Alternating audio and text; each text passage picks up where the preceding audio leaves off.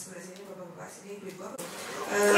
Kemarin kami baru saja rakor terkait dengan IBG di KPT bersama beberapa OPD terkait, dan ternyata memang banyak hal yang bermunculan dari berlangsungnya IBG itu, terkait di lapangan bagaimana, di sekolahan bagaimana, kayak gitu ya. Tapi panjenengan semua fokus pada bagaimana pengadaan pangan dalam rangka program nasional ini, IBG ini. IBG itu apa? Makan gratis.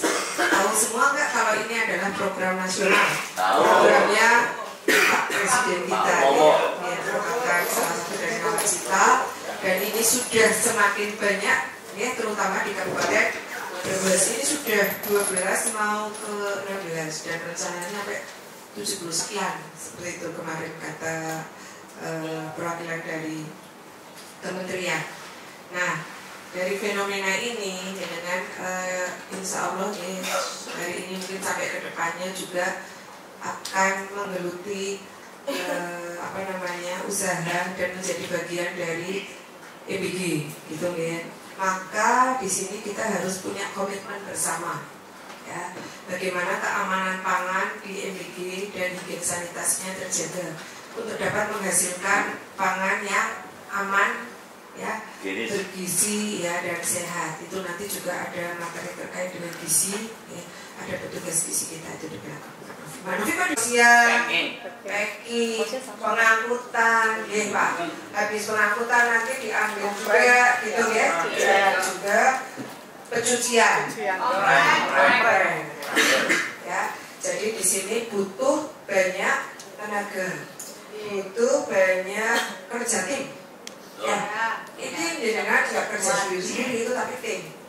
Nanti di rolling nggak sih itu? Di rolling ya. Jadi semua merasakan gitu ya, merasakan.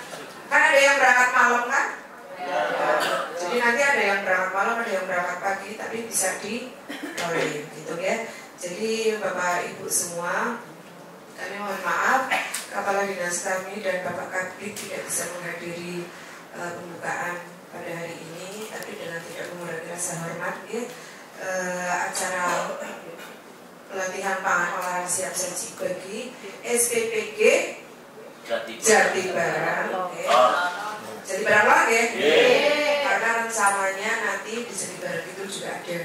Ya, jadi bersama-sama kita buka acara pada hari ini dengan bacaan Bismillahirrahmanirrahim. Semoga Allah meridhoi acara pada hari ini dan semoga membawa manfaat untuk kita semua. Amin. Bapak Ibu semua.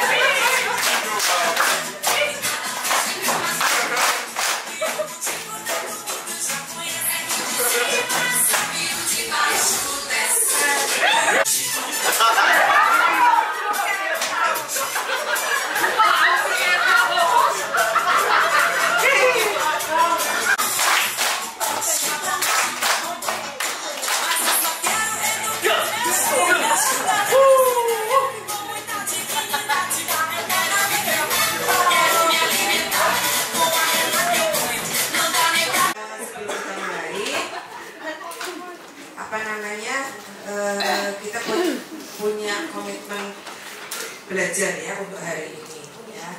Pertama peserta kami minta tolong untuk tertib dalam artian bisa belajar dari awal sampai akhir. Ini tadi ada pretest tadi, pretest, terus nanti materi, monggo ada sesi tanya jawab, tidak apa-apa. Kalau mau tanya, acungkan tangan. Kita pembelajaran orang dewasa, Bapak Ibu. Jadi nanti kalau misalnya di tengah-tengah pilih ke belakang, monggo ke kamar mandi ada di situ ya, toilet bisa keluar, ya. Minta izin untuk keluar Bu, ya, gitu kan. Berarti nanti jenengan tak aturin aja, dalam artian gini, sudah sesuai dengan aturannya apa belum yang jenengan laksanakan di SPPG Jatibarang. Ya. Sudah pakai APD? Ya. Ada yang ini enggak? Ada yang nggak pakai masker? Udah biasa ya Bu, akhirnya jadi terbiasa kan. Pertama terpaksa. Ya, ketanggungan. Ada 94. 94 tambah 7 berapa? 100 lebih ya?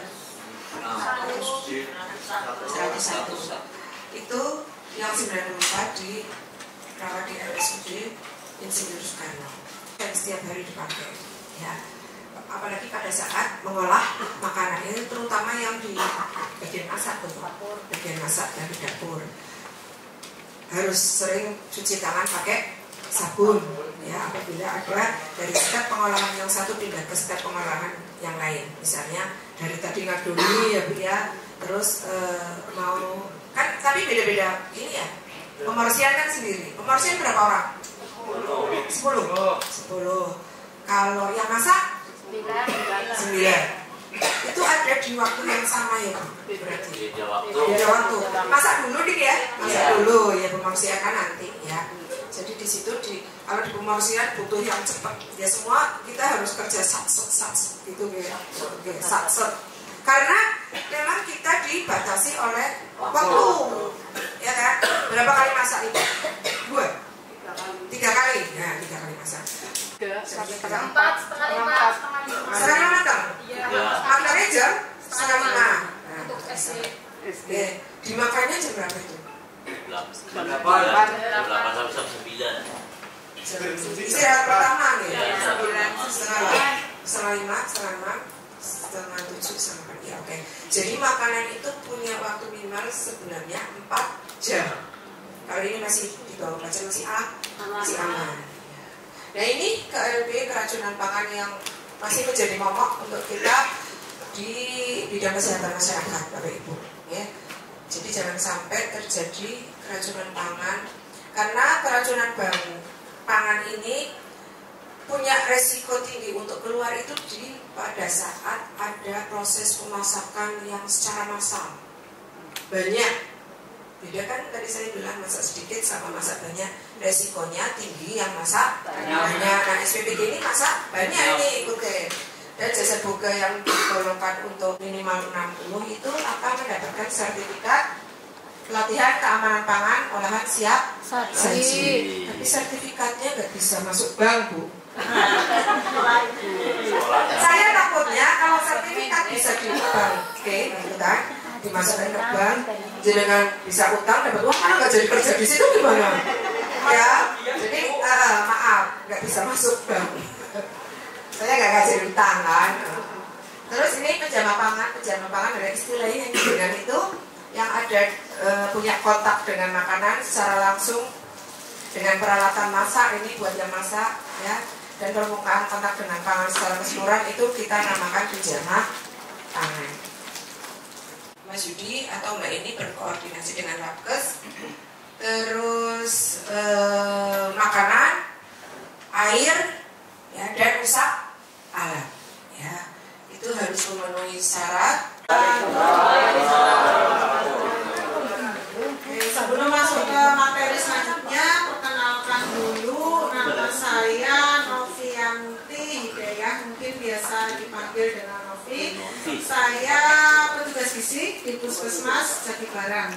Di Puskesmas Jatibarang sendiri gizinya ada 2. Ya, saya dengan rekan saya namanya Ibu Siska. Mungkin nanti kita sering berinteraksi ya, karena memang MBG ini kan hubungannya erat sekali dengan gizi. Nah, untuk materi selanjutnya kita akan membahas tentang standar gizi dan makanan MBG. Nah, kita masuk ke pendahuluan terlebih dahulu. Jadi untuk permasalahan gizi yang ada di Indonesia itu kita bisa lihat dari siklus ini, ya. Jadi semuanya itu dimulai dari apa ini Bapak Ibu? Kehamilan di usia remaja. Jadi ketika ada remaja yang sudah hamil, maka itu akan berisiko melahirkan bayi yang kurang gizi. Nah ini akan terus berlanjut ya. Jadi dari bayi ke anak kurang gizi, kemudian remaja kurang gizi, dewasa kurang gizi, ibu hamil, ibu menyusui kurang gizi. Ini akan melahirkan lagi. Nah terus ini tidak akan selesai.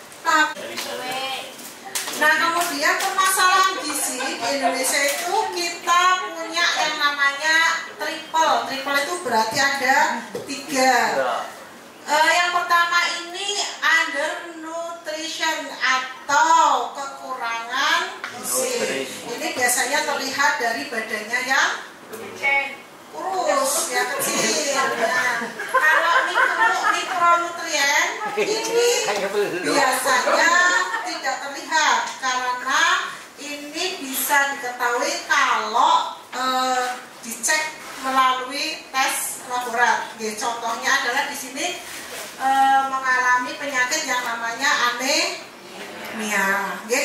Anemia ini banyak terjadi pada usia remaja sama wanita hamil. Ada laki-lakinya nggak Bu? Nggak ada. Kenapa? Karena memang risiko yang terkena anemia itu adalah perempuan. Karena perempuan ini setiap bulannya mengalami kalau laki-laki nggak pernah. tidak.